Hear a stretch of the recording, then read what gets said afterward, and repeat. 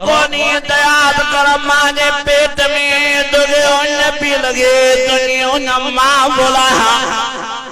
कलो कोनी दयाद कर माने पेट में दुगे भूख भी लगे तुझे लाए माँ वो इंतजाम क्या वरी दुनिया में आए दर्रा भाभ्यो करे रड़ियों बो करे कुका बो करे अम्मा जे सीने मो खीर जूं मशीनियों माँ हलाए दिनियों माँ وَإِنَّ لَكُمْ فِي الْأَنْعَامِ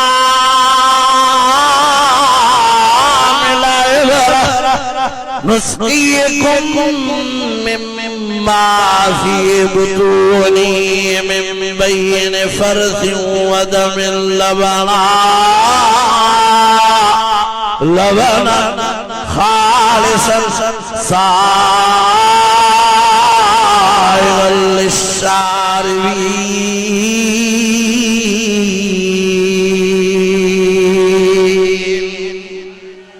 विटामिन वारो खीर ताकत वारो खीर अम्मा वारो खीर माँ प्यार माँ मुझा बांगला तुम खीर ते हिर को है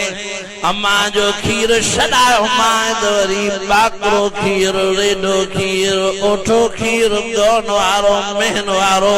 खालिस खीर साईं दो फरमाए माँ प्यार माँ अदा ता हिते जेतरा वेठा हो एडा ही जमयाओ नी कने नंढड़ा केतरा थोरो देखार ठूठ जेडा काछे थोड़ा हाथ में वदा इतना अल्लाहुल्लज़ी खलक़कुम मिन ज़ुफ़िन डाढो कमज़ोर होई तुझा हथ पकड़े न सकदा तुझा पैर बंध न करे सकदा तुझे वेहण की ताकत न हुई वो कलो को नींद याद कर तुझे जुबान में ॻाल्हाइण जी ताकत ही न हुई यो माया अल्लाहुल्लज़ी खलक़कुम मिन ज़ुफ़िन ثم جعل من بعد ضعف قوة तुझे सब कमजोरियों हटाए तुझे ताकतवर क्यों माए नडो वडो क्यों माए का खबर के नबी बेद दीह जो वडो पो क्या या रात जो वडो पो क्या वधाई दे जवान जवानी जे मंजिल ते पहुंचाए वरी शादी जे लायक बनाए वरी शादी वारो बनाए बच्चन बारन जो पी बनाए छड़ियो मां मुझे मेहरबानी अल्लाह जअल लकुम मिन अनफुसिकुम अज़वाजा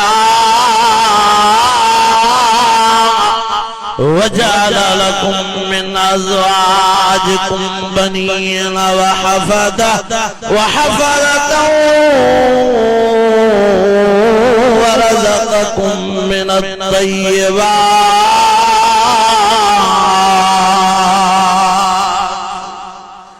हिकमों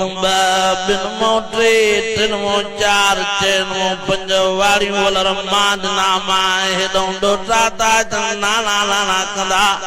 हेदों पोटाता जन दादा लाला बाबा बाबा कंदा और नौकरी जे वजन वाला कामोरा मजदूरी करण वाला मजदूर जमीन ते वजन वाला हारी तू घर मोटी नो आ तुगे लिंगन में थकावट होंदी आ तू जनडन बचड़न को न्याण न पुटण को डोटण न पोटण को बाबा बाबा कराए तुजो थक मां साईं लाहींदो आया अदा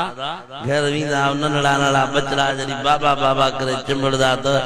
सच तो बुधायो रूह के रात मिलंदी त कि न ये रात हो